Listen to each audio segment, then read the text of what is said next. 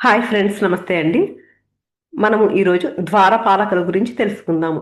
దేవాలయంలో గర్భగుడి అంటే మూల విరాట్ ఉన్న స్థానంకి ఇరువైపులా నిలబడి కనిపించే భారీ శోభాయమాన విగ్రహాలను ద్వారపాలకులు అంటారు. వీరు ఆలయ పవిత్రతను కాపాడే ఆధ్యాత్మిక రక్షకులుగా భావించబడతారు. భక్తుడు దేవుని దర్శనానికి వెళ్లే ముందు తన మనస్సును పవిత్రంగా మార్చుకోవాలి అని సూచించే సంకేతాలుగా వీరు నిలుస్తారు. అందుకే గర్భగుడి ప్రవేశ ద్వారం దగ్గర వీరి స్థానం ఉంటుంది. అంటే ఇక్కడి నుంచి లోపలికి వెళ్తున్నావంటే బయట ప్రపంచపు కలుషిత భావాలను బయటే వదిలి పవిత్ర హృదయంతో దేవుని సన్నిధిలోకి ప్రవేశించు అనే నిశ్శబ్ద బోధనే వీరి యొక్క ఉనికి. ద్వారపాలకులు ప్రధాన దేవతను బట్టి మారుతూ ఉంటారు. విష్ణు ఆలయాలలో జయ విజయులు ద్వారపాలకులుగా ఉంటారు. వైకుంఠంలో మహావిష్ణువుకు ప్రధాన ద్వారపాలకులైన వీరు 4 చేతులతో శంకు చక్రాలను ధరించి ఉంటారు. వీరు మనకు చెప్పేది భక్తి, వినయము, శరణాగతి. అహంకారం ఉంటే వైకుంఠ ద్వారం తెరుచుకోదు. హృదయం వినయంతో నిండితేనే దైవానుభూతి లభిస్తుంది. జయ విజయులు మనలో స్థిరమైన భక్తిని, విశ్వాసాన్ని సూచిస్తారు. శివాలయాలలో ద్వారపాలకులు దిండి, మొండి లేదా నంది, మహాకాలుడు రూపాల్లో ఉంటారు. వీరి చేతుల్లో త్రిశూలము, ఢమరుకము వంటి శైవ చిహ్నాలు కనిపిస్తాయి. వీరు మనకు చెప్పేది మౌనము, సహనము, అంతర్ముఖత, సమర్పణ. శివుని చేరాలంటే బయట శబ్దం కాదు, లోపలి నిశ్శబ్దం అవసరము. అహంకారాన్ని కరిగించి అంతర్ముఖంగా మారమని వీరు మనకు సూచిస్తారు. అమ్మవారి ఆలయాలలో స్త్రీ రూపంలోని ద్వారపాలికలు ఉంటారు.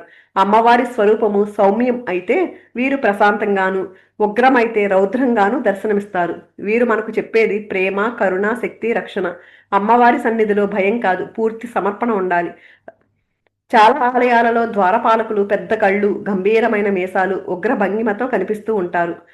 వారి రౌద్ర రూపం మనలోని కామ, క్రోధ, లోభ, మోహ, మద, మాత్సర్యము అనే అరిషడ్వర్గాలను బయటే వదిలేయమని హెచ్చరిస్తుంది. ఈ దుర్గుణాలతో దేవుని సన్నిధిలోకి రాకూడదు అనే సంకేతాన్ని మనకిస్తుంది. సాధారణంగా ఆలయంలోకి ప్రవేశించే ముందు భక్తులు ద్వారపాలకులకు నమస్కరించి వారి అనుమతి తీసుకుని లోపలికి వెళ్లడం ఒక ఆచారము. బయట చెప్పులు వదిలినట్టు లోపలికి వెళ్లే ముందు అహంకారము, కోపము, అసూయ ఇలాంటి భావాలన్నీ కూడా బయటే వదిలేయాలి. వీరి శిల్పకళ కూడా ఎంతో అర్థవంతంగా ఉంటుంది. ఒక కాలును గదపై ఉంచి మరొక కాలును నేలపై బలంగా నిలబెట్టిన వీర భంగిమలో కనిపిస్తారు.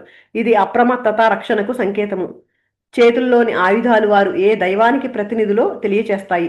వీరు సూచీ ముద్రతో లోపలి వైపు చూపిస్తూ దైవ దర్శనం చేసుకో అని సూచిస్తారు.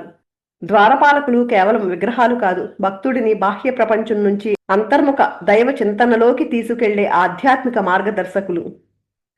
వారు చెప్పేది ఒకటే, దేవుని దగ్గరికి వెళ్లే ముందు మన మనస్సు కూడా పవిత్రం కావాలి. అప్పుడే మనలో ఉన్న ఆత్మస్వరూపాన్ని దర్శించగలుగుతాము. అసలైన దేవాలయము మన హృదయము. ఎప్పుడైతే మన హృదయాన్ని పవిత్రంగా ఉంచుకోగలుగుతామో అప్పుడు అసలైన దైవ దర్శనము మన అంతరంగంలోనే జరుగుతుంది అని మనకి సూచిస్తున్నారు. Thank you.